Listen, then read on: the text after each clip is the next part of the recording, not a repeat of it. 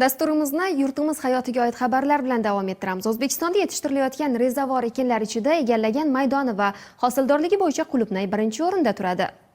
Shu bois ushbu meva tez va erta hosilga kirishi bilan yurtimizda serdaromad yo'nalishlardan biriga aylangan. Toshkent viloyatining O'rta Chirchiq tumanida istiqomat qilayotgan hamyurtlarimizdan biri Qulupnayning Amerikadan keltirilgan navini yetishtirmoqda. 8000 AQSh dollari bilan ish boshlagan tadbirkor faoliyati haqida muxbirimiz mavzuni davom ettiradi.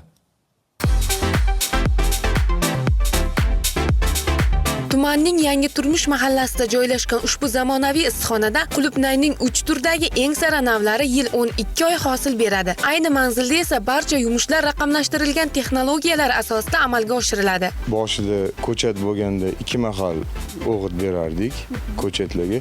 Hozir 3 mahalga o'tganmiz. Ertalab, obedda va kechqurun bundan foydalanamiz. Buni o'zini o'g'itlarini, har xil o'g'itlarni qo'yib qo'yadi. Оборудование har bitta ko'chatga necha gram nimadan kerakligini o'zi tamsiqlab, kapelniy sistemaga arashiniya beradi.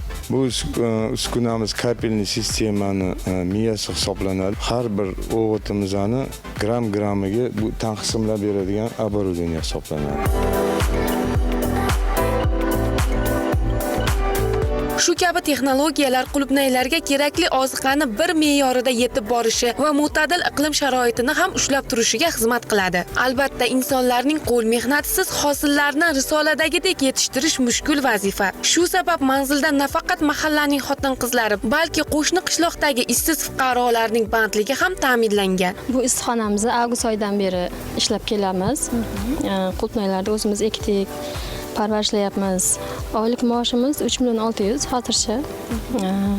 Ish faoliyatimiz shu qulupnaylarga zararli begona o'tlardan, eskirgan barglarni tozalab, qulupnayga parvarishlab yuramiz. 8 soat ish vaqtimiz, obedlarimiz bor. Bu ishni bizga qulay tomonlari mahallamizga yaqin, transportlari bor, qo'yib berishgan. Asta-sekin hosil bera boshlagan qulupnaylarni bir kunda necha kilogramm terib olish mumkin? Ta'mi odatiy qulupnaylardan farq qilmaydigan va zamonaviy texnologiyalar orqali yetishtirilayotgan ushbu hosillarni bir kunda 1,5 tonnagacha terib olish mumkin. Ushbu jarayonda esa 60 nafardan oshiqroq xotin-qizlar bevosita mehnat qilishadi. Hosillar to'liq pishib yetilsa, ularga xaridorlar ham tayyor. Korxona qulupnaylarni to'liq Saudiya Arabistoni, Rossiya va Qozog'iston kabi davlatlarga eksport qilish bo'yicha shartnomalar ham imzolagan. Hilola Abduqodirova, Shokir Ahrorov, Hudud informatsion dasturi uchun.